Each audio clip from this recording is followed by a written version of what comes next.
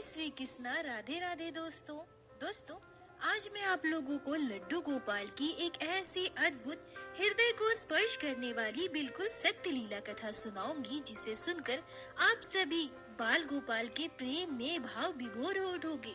दोस्तों, बहुत सारे भक्त ऐसे होते हैं जो दूसरे भक्तों के साथ घटी लीलाओं को, उनके अनुभवों पर विश्वास नहीं करते। उनका यह कहना है कि हमारे बाल गोपाल ऐसा कैसे कर सकते हैं, भगवान श्री कृष्ण किसी के साथ इतनी बड़ी लीला कैसे कर सकते हैं। उन्हें तो भगवान श्री कृष्ण हमारे लड्डू गोपाल की सारी लीलाएं लोगों के द्वारा बनाई गई कहानियां लगती है। तो ऐसे भक्तों को माफ कीजिएगा, मैं उन्हें भक्त भी नहीं कहूँगी, क्योंकि अगर वो भक्त होते तो उन्हें कभी भी बाल गोपाल की लीलाओं पर संदेह नहीं होता। दोस्तों, जो भक्त लड्डू गोपाल की लीलाओं को अनुभव करते हैं, उनके चमत्कारों को साक्षात महसूस करते हैं, वो अपने भाग्य पर हमेशा गर्व करते हैं। पर जिन पर अभी तक लड्डू गोपाल की कृपा नहीं हुई, यहाँ तक कि वो लड्डू गोपाल की सेवा भी कर रहे हैं, पर अभी तक उन्हें लड्डू गोपाल की किसी लीला का अनुभव नहीं हुआ है, तो मैं उनसे बस यही कहना चाहूँगी कि आप अपने कर्मों को सही कीजिए। कर्मों में कहीं न कहीं सुधार की आवश्यकता है। आप निरंतर प्रयास कीजिए, पर कभी भी किसी के साथ घटी लीलाओं पर संदेह मत कीजिए। बाल गोपाल के द्वारा किए गए चमत्कारों पर विश्वास कीजिए।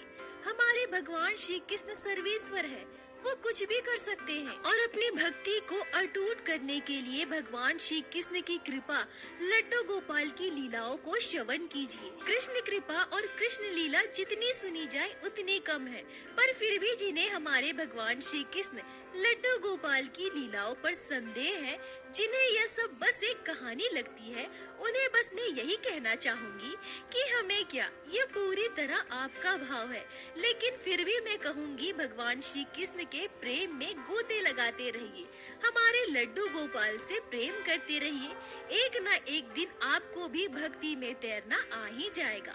दोस्तों, आज की यह अद्भुत लीला कथा को आंखें बंद करके पूर्ण विश्वास से, श्रद्धा भाव से पूरा अवश्य श्रवण कीजिएगा। आशा करती हूँ आज की यह लीला कथा आपके हृदय को स्पर्श करेगी। हमारे ठाकुर जी, हमारे लड्डू गोपाल का प्रेम आपकी अखियन को नम कर देगी। दोस्तों, आज की यह लीला कथा वर्षों पुरानी है। यह कथा बिहार में रहने वाले शंभू जी की है। शंभू जी की माता जी भगवान श्री कृष्ण की परम भक्त थी। उनके घर लड्डू गोपाल विराजित थे। शंभू जी ने बचपन से ही अपनी माता जी को लड्डू गोपाल की सेवा करते देखा था। अब ऐसा होता है ना कि बचपन से बच्चे जो अपने घर में देखते हैं, वो संस्कार बच्चों में आ ही जाते हैं। शंभू जी के साथ भी बिल्कुल ऐसा ही हुआ था। उन्हें भी लड्डू गोपाल से बहुत लगाव हो गया। बाल गोपाल से वो बहुत प्रेम करने लगे थे। वृद्ध होने की वजह से शंभू जी की माता जी की मौत हो गई। अब शंभू जी लड्डू गोपाल की सेवा करने लगे। जैसे वो अपनी माँ को बाल गोपाल की सेवा करते देखते थे, बिल्कुल उसी भाव से, उसी तरीके से लड्डू गोपाल की सेवा किया करते थे। बाल गोपाल से वो बहुत प्रेम करते थे। फिर शंभू जी की शादी हुई, पर शंभू जी ने शादी के बाद भी लड्डू गोपाल की सेवा नहीं छोड़ी। खुद अपने हाथों से प्रत्येक दिन लड्डू गोपाल की सेवा किया करते थे। उनकी पत्नी भी बहुत अच्छी थी, वो भी प्रत्येक दिन नियम से मंदिर जाया करती थी। अब ऐसा हुआ कि दोनों पति पत्नी मिलकर लड्डू गोपाल की सेवा करने लगे। वैसे दोस्तों, मैं आप सभी को बता दूं कि ये घटना तब की है जिस समय बिहार में लोगों को लड्डू गोपाल की सेवा के बारे में ज्यादा ज्ञान नहीं था। आज तो सभी के हाथों में मोबाइल है। लोग वीडियो के जरिए लीला कथाओं को सुनकर लड्डू गोपाल के बारे में जानने लगे हैं। लड्डू गोपाल की सेवा के बारे में सभी को ज्ञान हो गया है। पर शंभू जी की माता जी लड्डू गोपाल की जब सेवा करती थी, तो भी लोग उनका मजाक उड़ाते थे। और उसके बाद जब शंभू जी और उनकी पत्नी मिलकर लड्डू गोपाल की सेवा करने लगे, तो भी न जाने लोग उन्हें क्या क्या कहने लगे। लोग उनकी भक्ति का मजाक उड़ाने लगे, उनका उपहास करने लगे। पर फिर भी किसी भी परिस्थिति में शंभू जी और उनकी पत्नी ने लड्डू गोपाल की सेवा नहीं छोड़ी। लड्डू गोपाल की कृपा से उनकी शादी के 2 साल के बाद उनके घर बिटिया का जन्म हुआ। पर वो कहते हैं ना, जब मुसीबतें आती है तो छप्पर फाड़ कर आती है। सबसे दुर्भाग्य की बात तो यह थी कि उनकी बेटी अंधी पैदा हुई थी। एक तो गरीब, ऊपर से अंधी बेटी का जन्म, उन पर तो दुखों का पहाड़ टूट पड़ा। दोस्तों, यह इंसान का स्वभाव होता है। जब उस पर कोई दुख आए, विपत्ति आए तो वो सबसे पहले भगवान को दोष देते हैं। उनसे कहते हैं कि हम आपकी इतनी सेवा करते हैं, इतनी भक्ति करते हैं, पर हमारे साथ ऐसा क्यों हुआ? हमें इतना बड़ा दुख क्यों मिला? हे भगवान, हमारे भक्ति में ऐसी कौन सी कमी आ गई जो आपने हमें इतनी बड़ी सजा दी? उस भक्त परिवार के साथ भी ऐसा ही हुआ था। शंभू जी और उनकी पत्नी को अपने ठाकुर जी, अपने लल्ला के ऊपर बहुत गुस्सा आया। दोस्तों, हम गुस्सा भी उन्हीं पर करते हैं जिन्हें हम बहुत मानते हैं, जिनसे हम प्रेम करते हैं, वरना ऐसे ही राह चलते हम किसी पर भी गुस्सा नहीं करते। गुस्सा भी वहाँ किया जाता है जहाँ हमें कोई उम्मीद हो। पर शंभू जी की पत्नी तो फिर भी कुछ दिनों के बाद इसे अपना भाग्य समझकर मान ली थी। वो दिन रात लड्डू गोपाल के आगे रोया करती थी, अपने बाल गोपाल से प्रार्थना किया करती थी कि हे मेरे गोविंद, मेरी बेटी की आंखों को ठीक कर दो, मेरी बेटी की आंखों की रोशनी वापस कर दो कान्हा। पर शंभू जी अभी भी अपने लड्डू गोपाल पर गुस्सा थे और ऊपर से गांव वालों के ताने। गांव वाले तो अब उनका और भी मजाक उड़ाने लगे। वो कहने लगे कि देख लिया भक्ति का नतीजा, बहुत भक्ति करते थे ना, बहुत बड़े भक्त बनते थे, देखो तुम्हारे लड्डू गोपाल ने क्या किया। अब क्या करोगे तुम? तुम्हारे लड्डू गोपाल की तो बड़ी बड़ी आंखें हैं ना, बड़ी बड़ी आंखों से तुम्हें देखते हैं। तो एक काम करो, लड्डू गोपाल की आंखें निकालकर अपने बेटी को लगा दो, तब तेरी बेटी देखने लगेगी। ऐसा कहकर लोग उनका मजाक उड़ाया करते थे, उनकी भक्ति का उपहास करते थे। लोगों के तानों से शंभू और भी दुखी हो जाते थे, उन्हें बहुत ठेस पहुंचती थी और वो मन ही मन अपने लड्डू गोपाल पर और गुस्सा किया करते थे। वो अपने बाल गोपाल से कुछ कहते नहीं थे, बस गुस्सा रहते थे। दोस्तों, परिस्थिति चाहे कैसे भी हो, पर शंभू जी और उनकी पत्नी ने लड्डू गोपाल की सेवा नहीं छोड़ी। शंभू जी लड्डू गोपाल की सेवा जैसे पहले किया करते थे, इस घटना के बाद भी वो लड्डू गोपाल की सेवा बिल्कुल वैसे ही किया करते थे। उनके सेवा भाव में कभी भी कोई बदलाव नहीं आया और शायद यही उनके विश्वास की सबसे बड़ी जीत थी।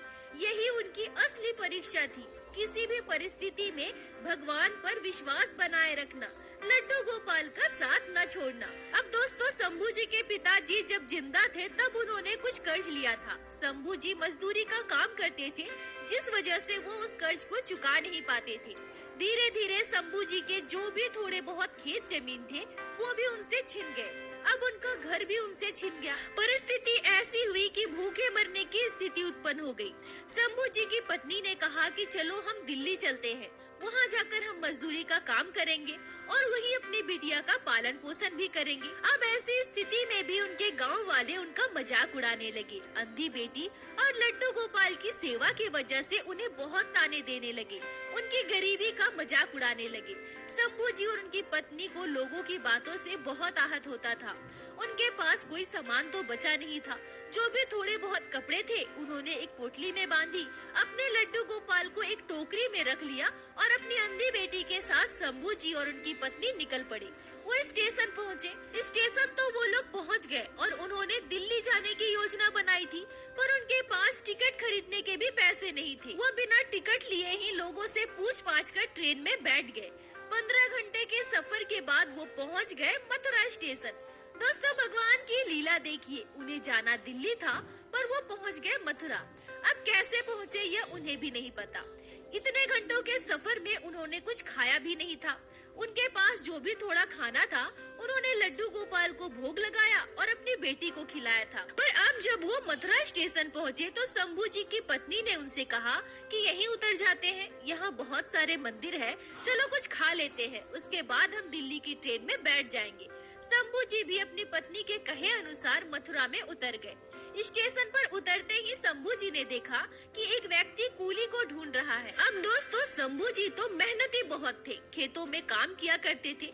शंभू जी ने कहा कि मैं सारा सामान उठा लेता हूँ। बहुत सारा सामान था। शंभू जी ने उनका सामान उठा लिया।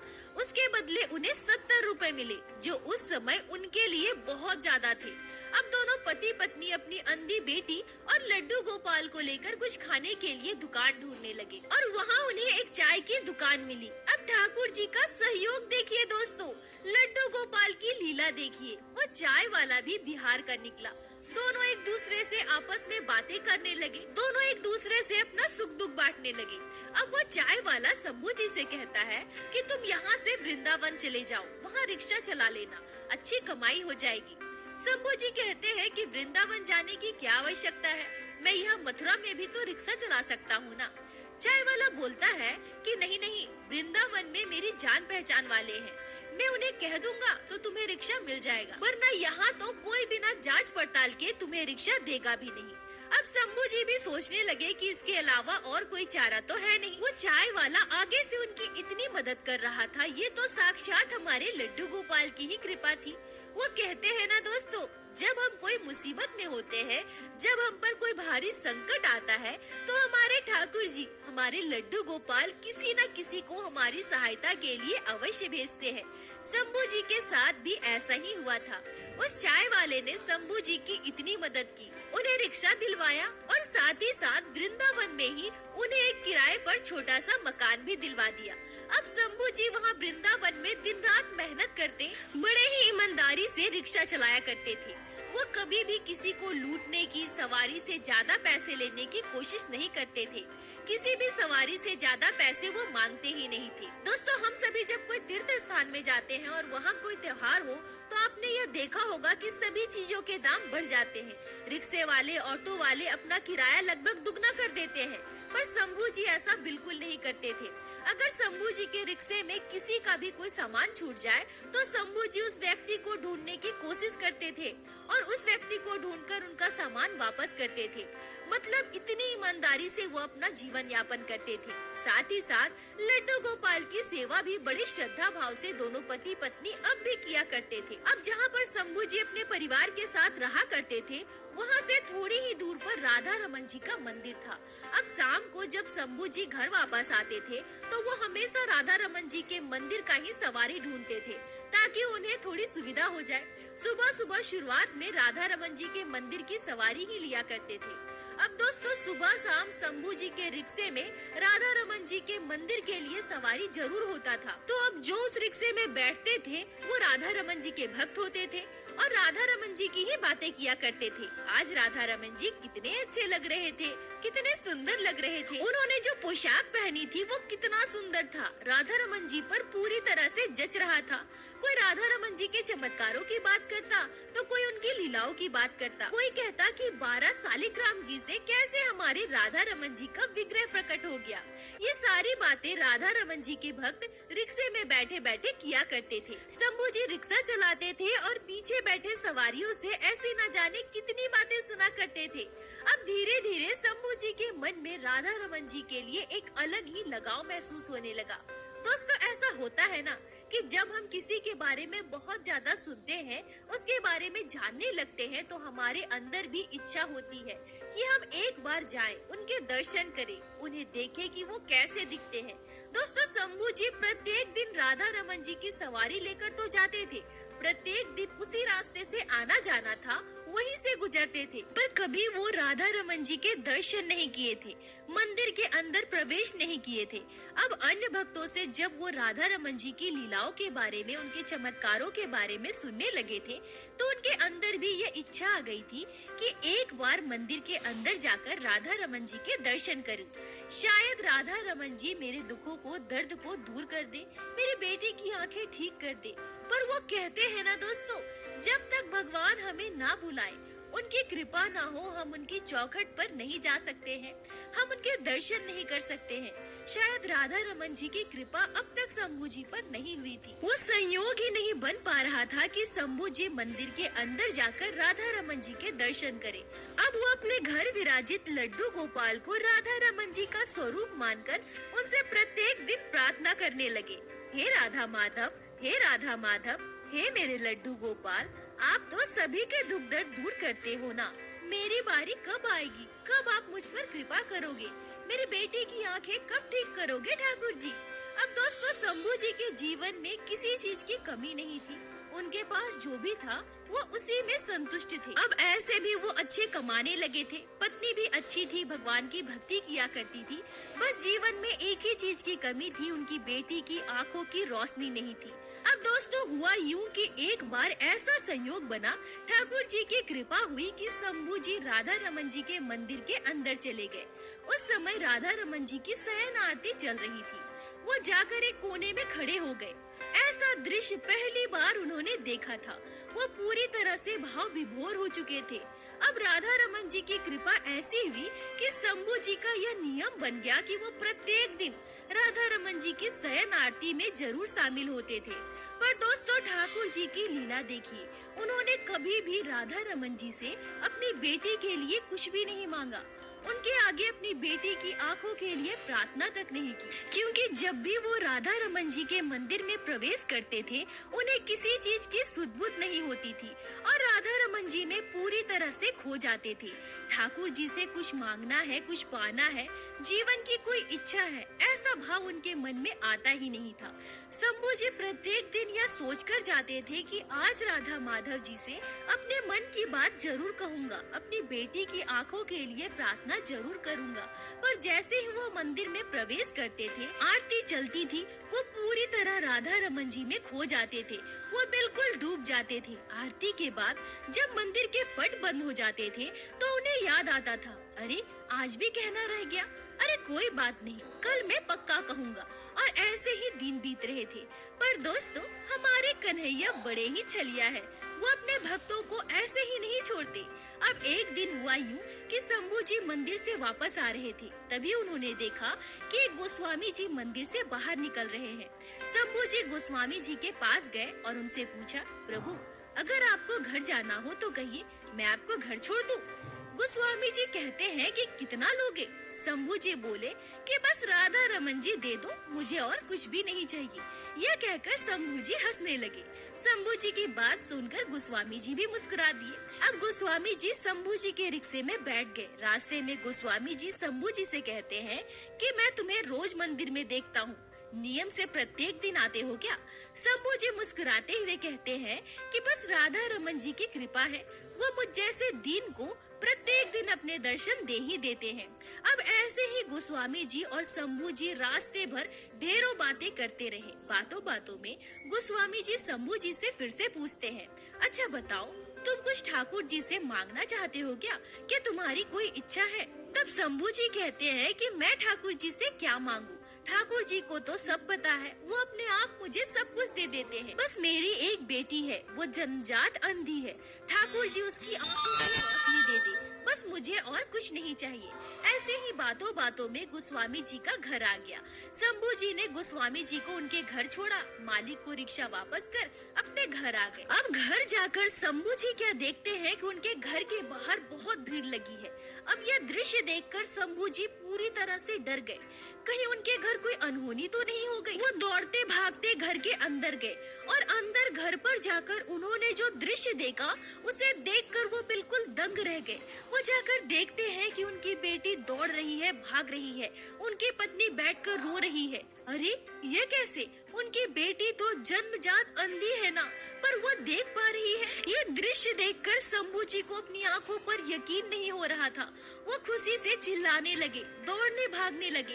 वो दौड़कर अपनी बेटी के पास गए, उन्हें गोद में उठा लिया, अपनी बेटी को प्यार करने लगे और अपनी बेटी से पूछने लगे कि बेटा ये कैसे हुआ? तभी उनकी बेटी जो कहती है वो बिल्कुल हैरान करने वाला था। उनकी बेटी कहती है कि बाबा, अभी थोड़ी देर पहले एक लड़का आया था, उसने मुझसे पूछा कि तुम शंभू की बेटी हो ना? मैंने कहा कि हाँ, और मेरे हाँ कहते ही उसने अपने दोनों हाथ मेरे आंखों पर रख दी और उसके हाथ रखते ही मेरी आंखों की रोशनी आ गई। मैं देखने लगी बाबा, मैं देखने लगी, पर आंखें खोलने के बाद वो लड़का कहाँ गया, मैं उसे देख ही नहीं पाई। ये चमत्कार जानकर वहाँ खड़े सभी लोगों के रोंगटे खड़े हो गए। किसी को भी इस घटना पर विश्वास नहीं हो रहा था, पर विश्वास ना कर सके इसका भी कोई कारण नहीं था। इस चमत्कार को सभी ने अपनी आंखों से देखा था। शंभू जी दौड़कर जाकर अपने लड्डू गोपाल के चरण पकड़ लिए और उनसे कहने लगे, हे मेरे कान्हा, हे मेरे गोपाल। सभी मेरा मजाक उड़ाते थे, मेरा उपहास करते थे। सभी कहते थे कि अपने लड्डू गोपाल की आंखें निकालकर अपनी बेटी को लगा दो, पर आज आपने इतना बड़ा चमत्कार किया। ऐसा लग रहा है मानो आपने अपनी आंखों की रोशनी की एक छटा मेरी बेटी की आंखों में डाल दी। आज मेरी बेटी देख सकती है। हे मेरे कान्हा, हे मेरे गोपाल। यह कहकर वो जोर जोर से रोने लगे। शंभू जी दौड़ते हुए भागते हुए गोस्वामी जी के घर पहुँचे और जोर जोर से गोस्वामी जी को आवाज लगाने लगे।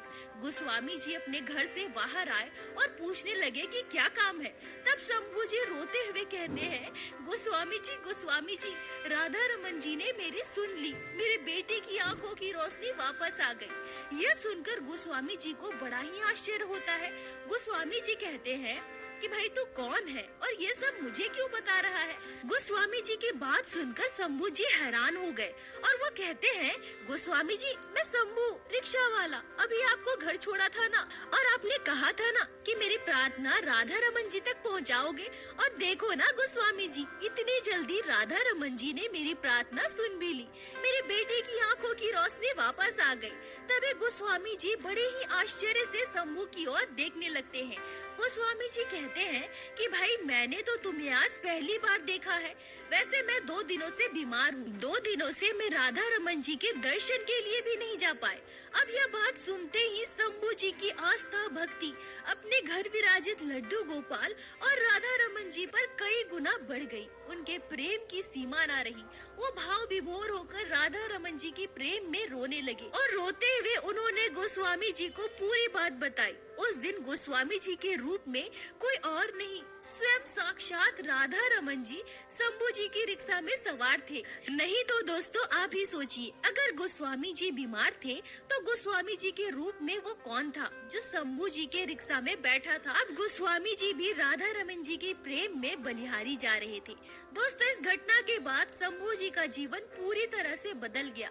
वो पूरी तरह से कृष्ण प्रेम में डूब गए। अब नियम से दोनों पहर पति पत्नी अपनी बेटी और लड्डू गोपाल को गोद में लेकर प्रत्येक दिन राधा रमन जी के दर्शन के लिए जाने लगे। दोस्तों देखा आपने कैसे हैं हमारे भगवान श्री कृष्ण, जो भक्तों के मन की बात को जानकर उनकी मनोकामना को पूर्ण कर देते हैं। अगर कृष्ण है तो कुछ भी असंभव नहीं है। हमारे भगवान श्री कृष्ण तो असंभव को भी संभव बना देते हैं। तभी तो कहते हैं ना दोस्तों, जहाँ विज्ञान भी घुटने टेक दे वहाँ हमारे कन्हैया का जादू चल जाता है।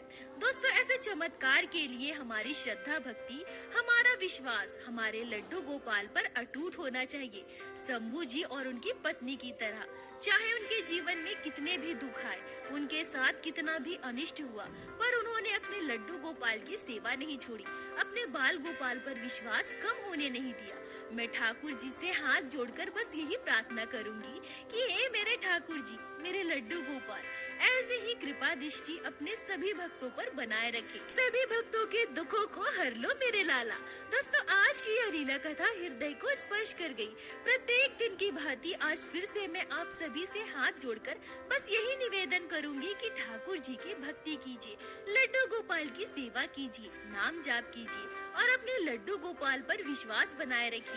किसी भी परिस्थिति में विश्वास कम मत होने दीजिए। हमारे कान्हा हमेशा आपके साथ है। और एक बार मेरे साथ प्रेम से कहिए, बोलो बाके बिहारी लाल की जय, लड्डू गोपाल की जय, जय जय श्री राधे। दोस्तों यदि आप लोगों को आज की यह लीला कथा अच्छी लगी हो, आपके हृदय को स्पर्श की हो, तो कृपया वीडियो को लाइक करके अपने दोस्तों के साथ शेयर अवश्य करें, जिससे बाकी भक्त भी लड्डू गोपाल की इस अद्भुत लीला कथा को श्रवण कर सके। और हमारे चैनल को सब्सक्राइब करें, जिससे प्रतिदिन आप लोग हमारे चैनल पे श्री बाके बिहारी श्री लड्डू गोपाल की लीला कथा सुन सके। दोस्तों यदि आपके जीवन में घटी हो कोई भी चमत्कारी घटना या लड्डू गोपाल ने कभी भी की हो कोई भी लीला जिसे आप हम सभी के साथ शेयर करना चाहते हैं, तो कृपया हमें इंस्टाग्राम पे मैसेज करें। हम आपसे कांटेक्ट करेंगे और आपकी उस लीला कथा को हमारे चैनल पे बाकी सारे भक्तों के साथ शेयर अवश्य करेंगे।